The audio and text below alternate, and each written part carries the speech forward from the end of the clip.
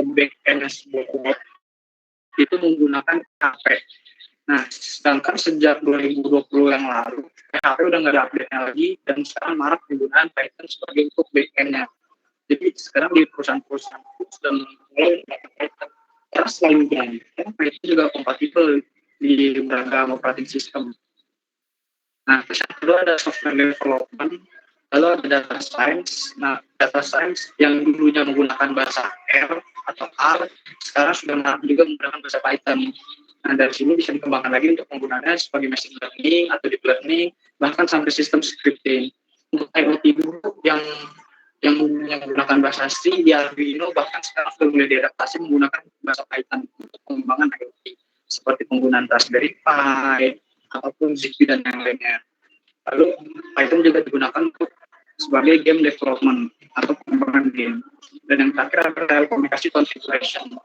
Untuk konfigurasi telekomunikasi itu bisa digunakan Python. Mungkin teman-teman yang sekolah jaringan dulu pernah mengakses fiber optik. Nah, itu biasanya menggunakan Python kalau untuk jaringan telekomunikasi. Kenapa sih harus bahasa Python itu?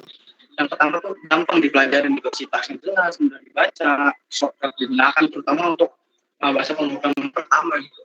Mungkin sebelum ada Python, teman-teman mungkin belajar dari HTML dulu ya. Sebenarnya HTML dulu tidak bisa dikatakan sebagai bahasa pemrograman karena dia tidak memiliki perulangan, tidak memiliki sifat-sifat bahasa pemrograman pada umumnya.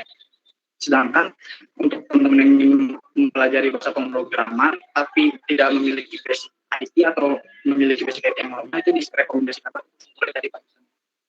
Karena bahasanya hampir mirip, bahkan persis banget dengan bahasa manusia. Nah, terus yang kedua, simple tapi powerful. Maksudnya menulis codingnya itu membutuhkan bahasa perintah yang lebih sedikit dibandingkan bahasa pemrograman lain. Seperti yang tadi saya bilang, bahwa Python ini dynamic typing, tidak usah dideklarasikan dahulu. Terus serbaguna, bisa untuk hampir apa aja kebutuhan atau ketertarikan Anda. Bisa dipakai untuk pemrograman desktop maupun mobile, LI, GUI, web, otomasi, hacking, IoT, dan lain sebagainya yang sudah saya sebutkan tadi. Nah, lalu sangat populer juga karena dia ranking 3 menurut IOB di Index pada tahun 2020 sebagai bahasa pemrograman bahasa yang paling cepat perkembangan dan paling diinginkan beberapa tahun belakangan menurut Stack Overflow.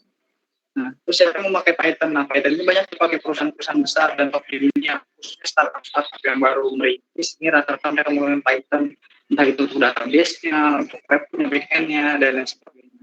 Nah, contohnya juga Google memiliki mesin pencariannya, YouTube dan lain-lain, Microsoft juga mulai menggunakan Python.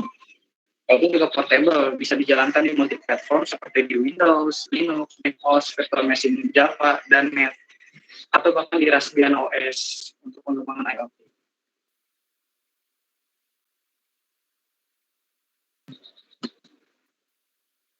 Nah, learning path mungkin teman-teman bingung kan ya, tadi saya nggak punya basic IT, ingin belajar dari mana, atau bahkan saya bingung mulai dari mana nih. Buat teman-teman yang punya basic IT ya, khususnya ya, nah ini pertama-tama teman harus memahami dulu dasar algoritmanya. Kalau teman-teman sudah punya dasar algoritma yang kuat, baru teman-teman mulai dengan mempelajari bahasa dasar pemrograman. Karena apa? Rata-rata orang yang tidak mempelajari dasar algoritma tidak dia langsung mempakai bahasa pemrograman, kita bakal paham apa yang dia tulis. Rata-rata bahasa dari Google, tapi dia nggak paham kerangkanya, dia nggak paham kerangka pemrogramannya, seperti itu. Lalu teman-teman setelah memiliki dasar algoritma dan dasar pemrograman, baru teman-teman memilih bahasa. Nah, saya merekomendasikan bahasa Python karena lebih mudah digunakan dan perubahan yang sudah saya sebutkan tadi. Baru setelah teman-teman menguasai dasar-dasar Python atau basic-basic Python-nya, seperti perintah-perintah dasar, baru teman-teman bisa ke advanced path. Maksudnya, advanced path ini adalah pengembangan Python untuk kebutuhan teman-teman yang inginkan. Seperti misalnya teman-teman ingin Python ini untuk back-end-nya web, ya udah tinggal dikembangkan lagi, ada path-nya lagi. Seperti itu. Nah, untuk path yang lebih jelasnya atau advanced path-nya, teman-teman bisa diakses di reallypython.com/learning-path/. Nah, ini untuk teman-teman yang ingin mempelajari Python tapi untuk kebutuhan advance seperti back-end, pengembangan game, untuk konfigurasi telekomunikasi, machine learning, deep learning, dan lain sebagainya. Nah, sedangkan pada Linux dan Mac, umumnya Python sudah diinstal secara otomatis. Teman-teman kalau mengecek di Mac atau Linux, teman-teman bisa membuka CLI-nya, lalu mengetikkan Python script version. Nah, nanti itu akan muncul Python versi berapa. Jika belum terinstall, nanti akan muncul pada CLI-nya seperti itu, bahwa kan belum terinstall.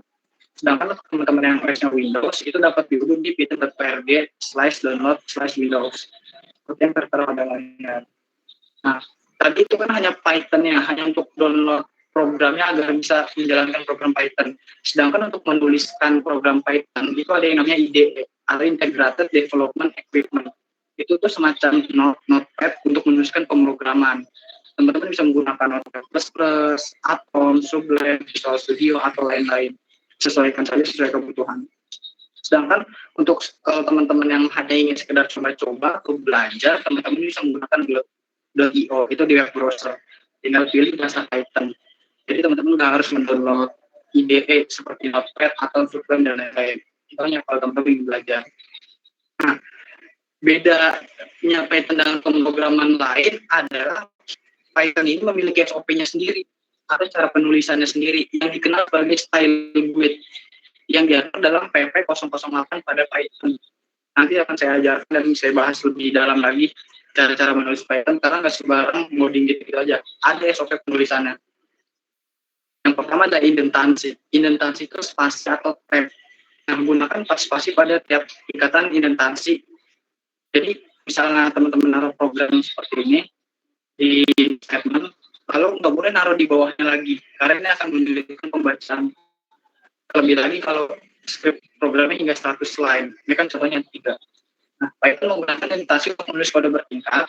Statement yang memiliki indentasi yang sama dan diletakkan secara berurutan dikenali sebagai block statement oleh Python dan akan dijalankan secara berurutan seperti ini. Ini statement tingkat 1, statement tingkat 2 nya kalau teman-teman mau, misalnya var ya, misalnya X sama dengan 20.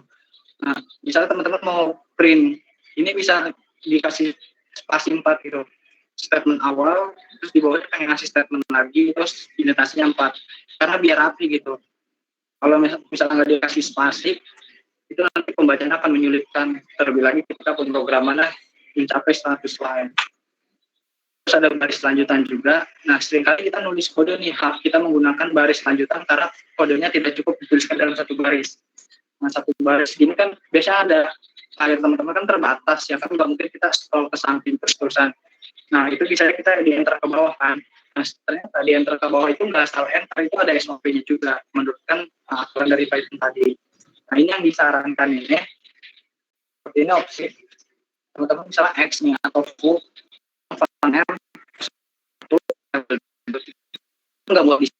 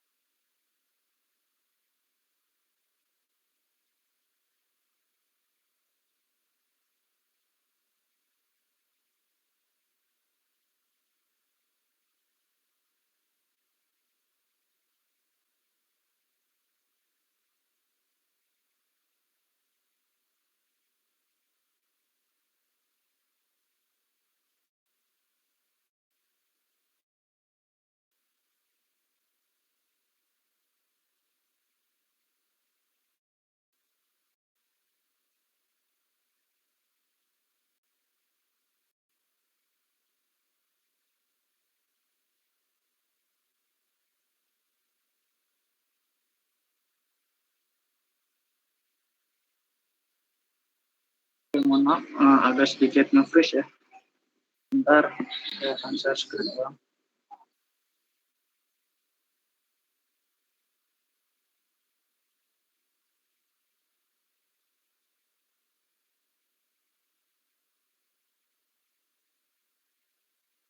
Ya, mohon maaf sebentar, agak nge-freeze.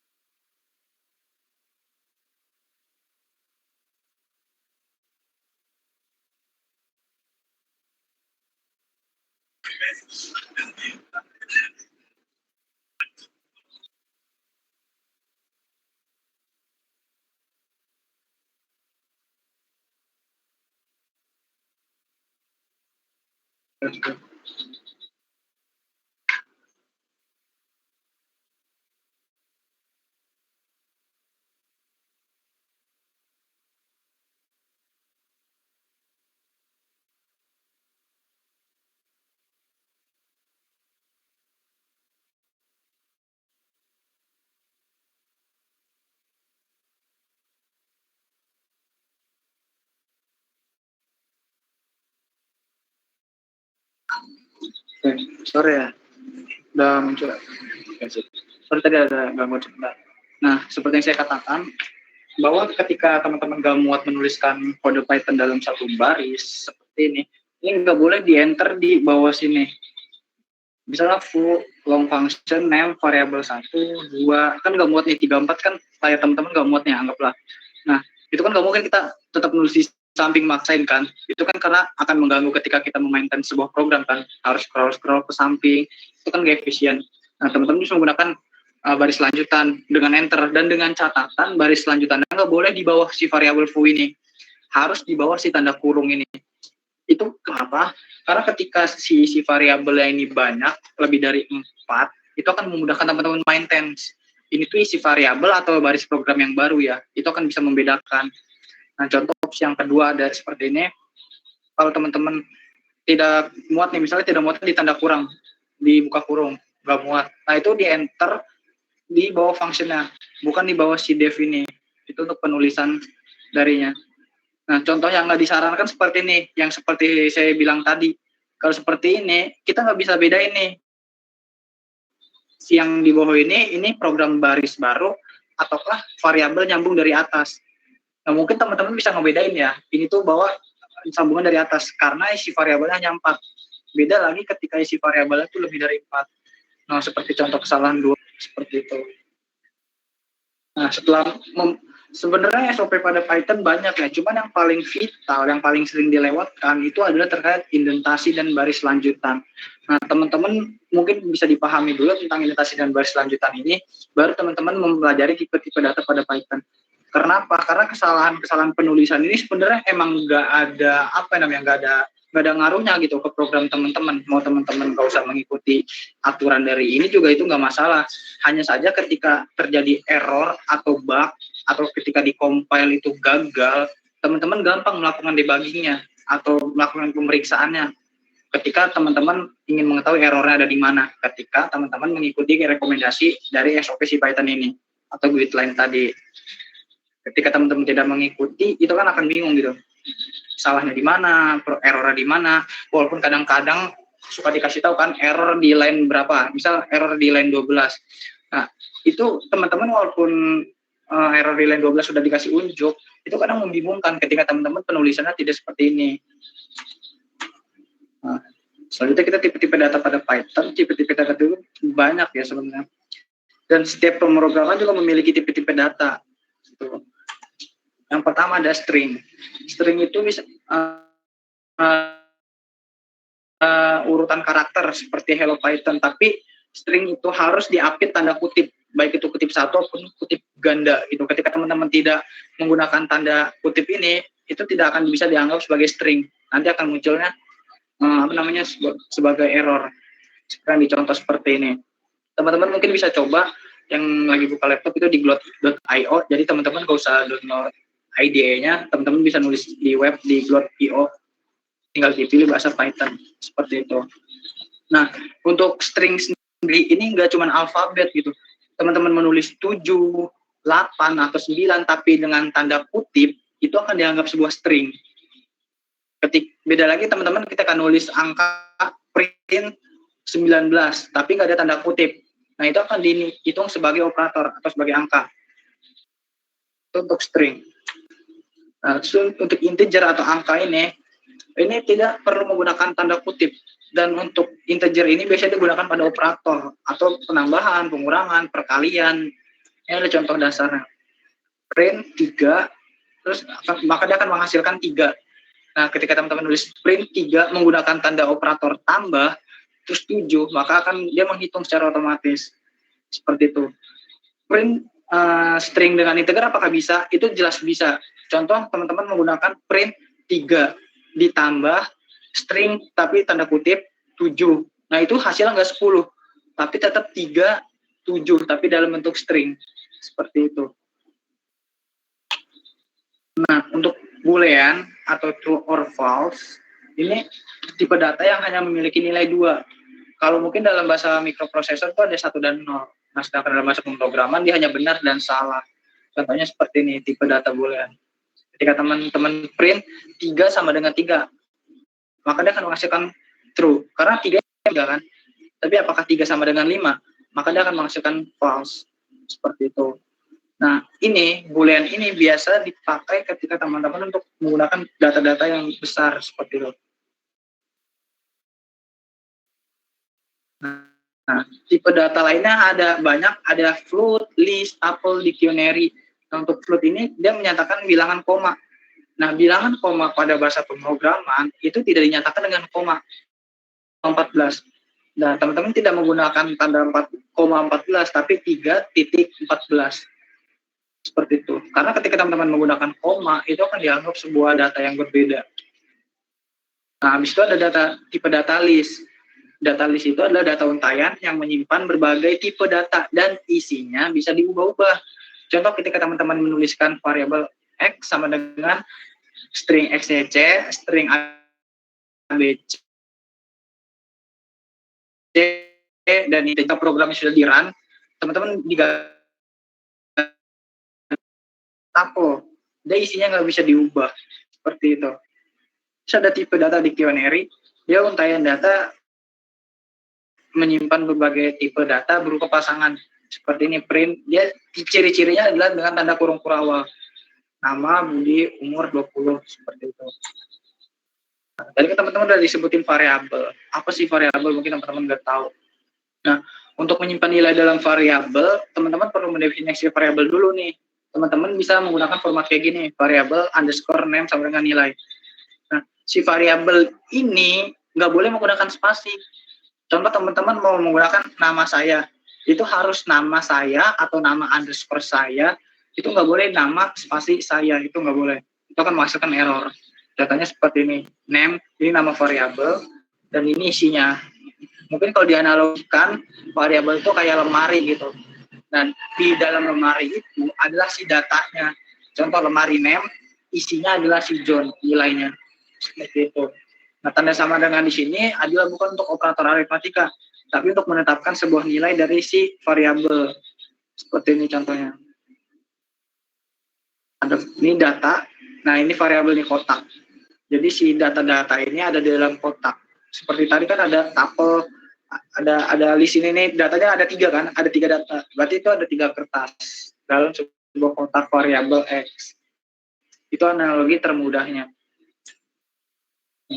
Contohnya seperti ini. Nilai ini name dari variabel name. Nah, ketika teman-teman masukin misalnya name sama dengan John atau Ridwan. Nah, teman-teman ingin print name. Nanti hasilnya adalah ini, John. Tapi ketika teman-teman print, terus karena teman-teman menggunakan tanda string, teman-teman tidak ngeprint si variabelnya seperti itu. Maka dia akan memunculkan ini. Yang ditampilkan adalah string, bukan si variabel si name ini. Jadi kalau untuk teman-teman pengen menampilkan variabel, itu tidak perlu tanda string. Nah, operator, selanjutnya operator konstruksi yang dapat menghasilkan nilai dari operan. Seperti tadi ada penambahan, pengurahan, itu bisa disebutnya operator. Contoh seperti ini nih disebutkan operator. Tambah, kurang, bagi, atau sisa bagi, atau modulasi yang persen, 3%, 7, itu hasil bagi dari 3 dibagi 7. Seperti itu. Nah, jenis-jenis operator pada Python ini beragam, teman-teman. Ada operator aritmatika, operator perbandingan, operator penugasan, operator logika, dan lain sebagainya. Seperti itu. Nah, ketika teman-teman sudah menguasai string, integer, tipe-tipe data, sudah menguasai paham, fasih gitu, itu bakal mudah gitu untuk pengembangan lebih lanjut. Untuk kebutuhan teman-teman, entah itu web development, software development, machine learning, deep learning, system learning, dan lain sebagainya. Nah, sebenarnya adalah